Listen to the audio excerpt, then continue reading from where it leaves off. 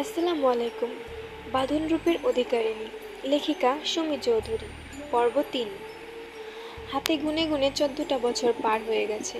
সময়ের অতল গহ্বরে হারিয়ে গেছে অনেক স্মৃতি, বদলে গেছে শহরের চিরচেনা রূপ।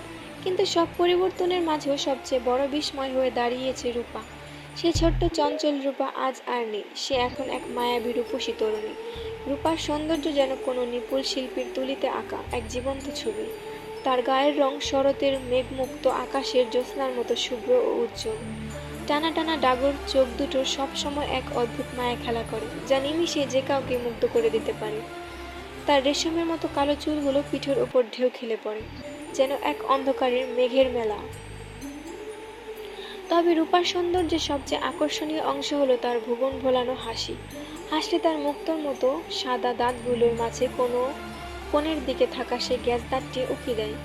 এই একটি মাত্র দাঁত তার সৌন্দর্যে যেন এক আলাদা মাত্রা যোগ করেছে, যা তাকে সাধারণ সুন্দরীদের ভিড় থেকে আলাদা করে, এক অনন্য সাধারণ রূপ দান করেছে।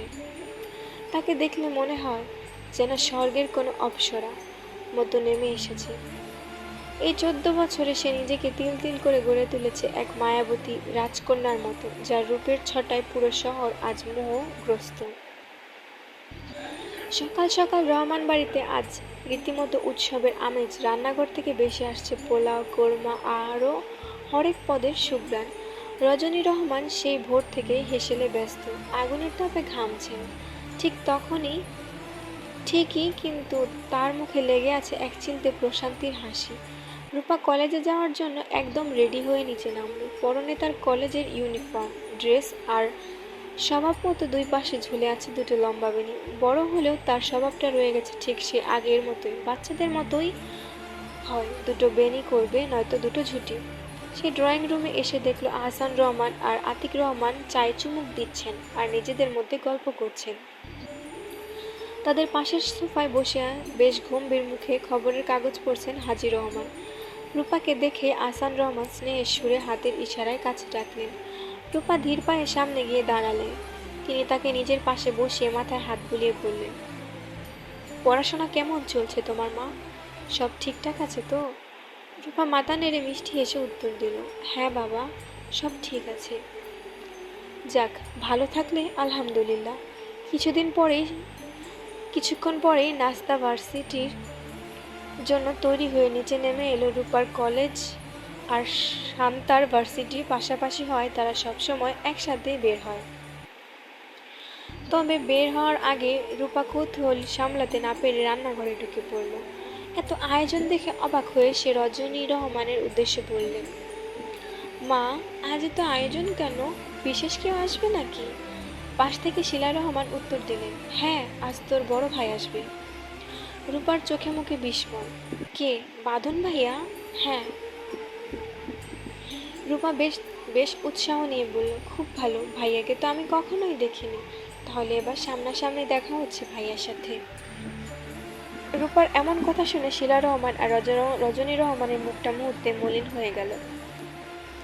রজনী রহমানের মনে তখন হাজারো দুশ্চিন্তার পাহাড়। ১৪ বছর আগের সে যে রাগী বাঁধন কি এখন আগের মতোই আছে, নাকি সময়ের সাথে সে নিজেকে বদলেছে? মানুষ বড় হলে তো অনেক কিছুই শেখে, বোধ শক্তি বাড়ে। বাঁধনও তো এখন অনেক বড় হয়েছে, হয়তো সে আরও আগের মতো সেই নিষ্ঠুর আচরণ করবে না। দীর্ঘশ্বাস ফেলে মনে আল্লাহর কাছে শুধু মঙ্গলই প্রার্থনা করলেন রজনী রহমান। বাঁধন ভাইয়া নাকি ছোটবেলায় তোর কাল্লা ফাটিয়ে দিয়েছিল। শান্তার হঠাৎ এমন কথা শুনে রূপার চলার গতি থমকে গেল। সে রাস্তার মাঝখানে গাল ফুলিয়ে শান্তার দিকে বড় বড় চোখ করে তাকালো। রূপার সেই মায়াবী চেহারা এখন একরাশ বিস্ময়। অভিমানী সুরে বলল, আপু, আপুজ, মজা করছো? শান্তা রূপার অবস্থা দেখে খিলখিল করে হেসে দিয়ে সে হাসতে হাসতে বলল, আরে না রে, মজা করবো কেন? আমি একদিন আকাশ ভাইয়ের কাছে শুনেছিলাম বাদন ভাইয়া নাকি তোর কাল্লা ফাটিয়ে দিয়েছিল। রূপা এবার বেশ জোর দিয়ে বলল, ভাইয়া আমার কাল্লা কেন ফাটাবে? এগুলো সব একদম মিথ্যে কথা। আকাশ ভাল্লুক ভাইয়ের তো আজ খবর আছে। শান্তা মাথা নেড়ে বলল, আচ্ছা, বাড়ি গিয়ে ওর খবর নিস।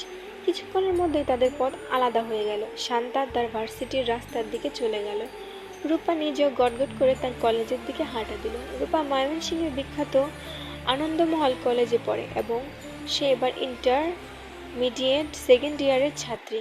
রূপা ক্লাসে ঢুকে দেখে তার 3 প্রিয় বান্ধবী নাদিয়া, কেয়া আর বৃষ্টি এক বেঞ্চে বসে গম্ভীর আড্ডায় মেতে আছে। রূপা গটগট করে গিয়ে কোনো কথা না বলে চুপচাপ তাদের পাশে বসে পড়ল। রূপা সে ফোলা গাল আর গম্ভীর মুখ দেখে নাদিয়া টিম্পনি কেটে বলল, কিরে লিচু, গাল এমন ফুলিয়ে রেখেছিস কেন? রূপা ছোট ছোট করে উত্তর দিল, এমনি। কিন্তু রূপার এমন চুপচাপ থাকাটা কে আর হজম হলো না। সে এক চোখ ছোট করে সন্দিহান গলায় শুধালো, কিছু তো একটা হয়েছে, না হলে আমাদের এই চঞ্চল লিচু তো এমন চুপচাপ থাকার কথা না। রূপার এবার গলার স্বরে কিছুটা ক্ষোভ মিশিয়ে বলে ফেলল, ছোটবেলায় আমার বড় ভাই নাকি আমার কাল্লা ফাটিয়ে দিয়েছিল।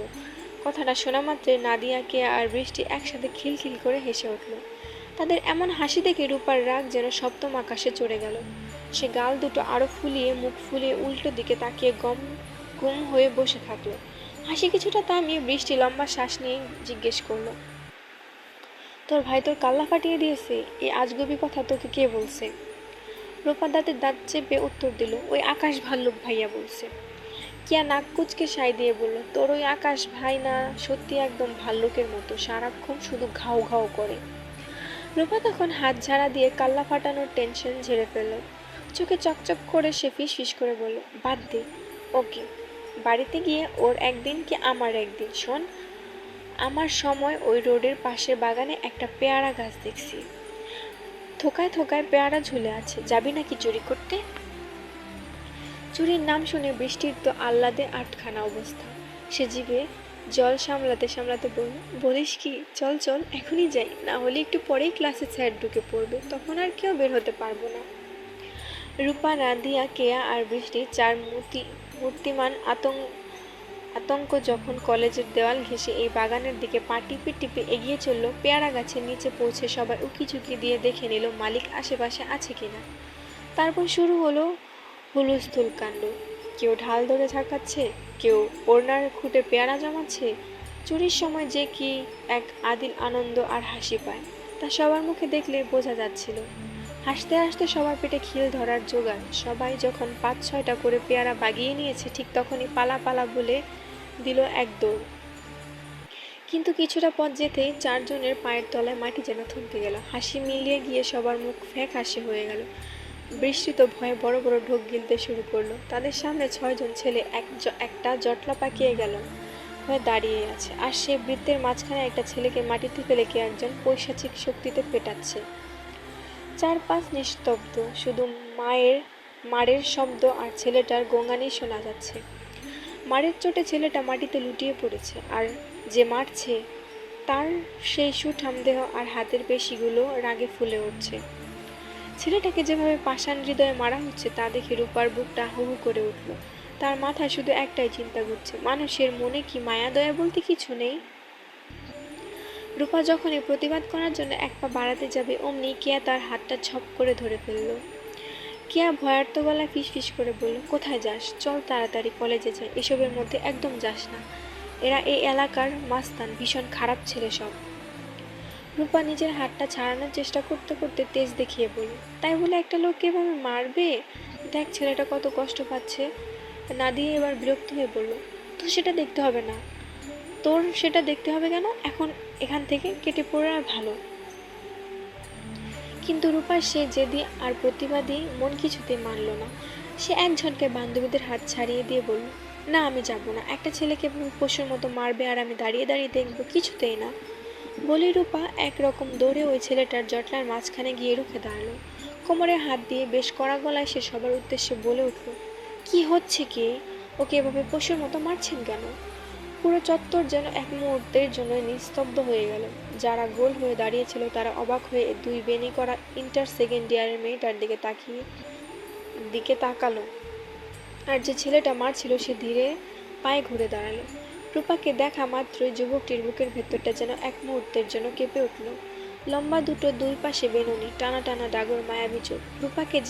রূপাকে দেখে যুবকটি মুহূর্তের কথা বলার মতো ভাষা হারিয়ে ফেলল। রূপা ছেলেটাকে এভাবে হাঁ করে নিজের দিকে তাকিয়ে থাকতে দেখে বেশ বিরক্ত হলো। সে কপাল কুঁচকে ঝামটা দিয়ে বলল, মুখে মাছি ঢুকে যাবে তো। পাশ থেকে রনি নামের একটা ছেলে রূপার দিকে তাচ্ছিল্যের নজরে তাকিয়ে ধমকের সুরে বলল, এই মেয়ে, কে তুমি আর এখানে কি করছো? রূপা ভয় পাওয়া তো দূরের, উল্টো তার ওড়নার খুঁটে রাখা পেয়ারাগুলো উঁচিয়ে দেখিয়ে বেশ তেজ নিয়ে বলল, পেয়ারা চুরি করতে এসেছি, খাবেন নাকি? না, দেব না আপনাদের। আপনারা খুব খারাপ মানুষ। একটু আগে এই ছেলেটাকে কিভাবে মারছিলেন? রনি এবার দাঁত মুখ খিচিয়ে শাসানোর সুরে বলল, এই মেয়ে, মুখ সামলে কথা বলো। কলেজের পিচ্চি মেয়ে, কলেজে যাও, বেশি সাহস দেখাতে এসো না।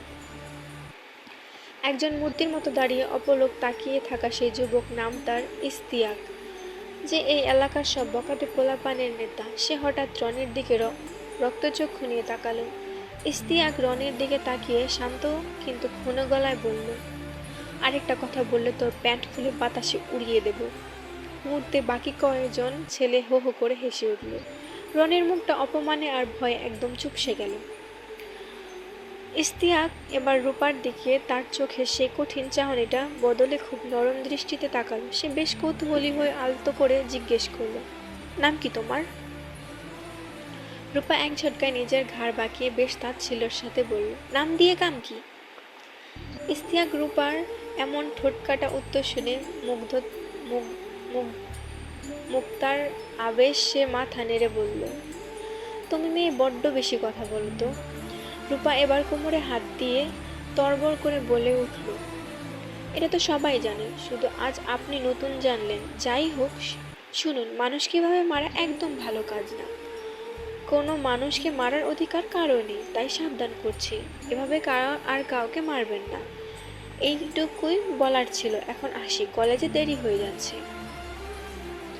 রূপা কথাগুলো এক নিমিষে বলে গটগট করে ঘুরে যেতে নিলে পিছন থেকে ইস্তিয়াক বেশ গম্ভীর আর নেশাক্ত গলায় বলে উঠল, তুমি কি জানো তুমি কারো বুকে ঝড় তুলে দিয়েছ? কথাটা শোনা মাত্রই রূপা চট করে ঘুরে ইস্তিয়াকের দিকে তাকিয়ে খিলখিল করে হেসে দিল। তার সেই মায়াবী গ্যাস দাঁতটা ঠোঁটের আড়ালে চিকচিক করে উকি দিল। তার সেই মুক্ত ঝরা হাসিতে যেন মুহূর্তের জন্য পুরো বাগান আর বাতাসের শন শন শব্দ থমকে গেল। ইস্তিয়াক নামক মানুষটা যেন এই সামান্য হাসিতেই নিজের চেনা জগৎটা একদম ভুলে গেল। রূপা ইস্তিয়াকের সম্মোহিত মুখের দিকে তাকিয়ে হাসি থামিয়ে বেশ বিজ্ঞের মতো বলল, কোনো সাধারণ মানুষ কি ঝড় তুলতে পারে? স্বয়ং আল্লাহ ছাড়া কেউ ঝড় তুলতে পারে না। বলে রূপা তার ওড়নার খুঁটে পেয়ারাগুলোর সামনে নিয়ে গটগট করে হাঁটতে হাঁটতে চলে গেল। ইস্তিয়াক পাথরের মূর্তির মতো অপলক সেদিকে তাকিয়ে রইল। সে নিজের অজান্তেই বিড়বিড় করে বলল, এই মেয়েটাকে আমার চাই, যেভাবেই হোক। বলেই সে তার সাঙ্গপাঙ্গদের দিকে খুনে চোখে তাকিয়ে হুঙ্কার দিয়ে বলল, খোঁজ লাগা, ওর সব ডিটেলস আমার চাই আজকের মধ্যে। দুপুরের দিকে রহমান বাড়ির কলিং বেল বেজে উঠল। শিলা রহমান হাতের কাজ ফেলে দ্রুত এসে দরজা খুলে দিলেন, কিন্তু দরজা খোলা মাত্রই শিলা রহমানের সামনে তাকাতেই তার চোখ যেন কপালে উঠে গেল। তিনি যেন কথা বলার মতো ভাষা হারিয়ে ফেললেন। পাথর হয়ে শুধু সামনে দাঁড়িয়ে থাকা মানুষটার দিকে অপলক তাকিয়ে রইলেন। রজনী রহমান রান্নাঘর থেকে আঁচলে হাত মুছতে মুছতে বেরিয়ে এলেন। তিনি কে এসেছে দেখার জন্য দরজার কাছে এসে সামনে তাকিয়ে থমকে গেলেন। তার পা যেন সেখানেই মেঝের সাথে আটকে গেল। সামনে দাঁড়িয়ে থাকা মানুষটাকে দেখে রজনী রহমানের চোখ দু ফোঁটা তপ্ত অশ্রু গড়িয়ে পড়ল। পরবর্তী পার্ট চাইলে লাইক, কমেন্ট এবং সাবস্ক্রাইব করে দেবেন। ধন্যবাদ।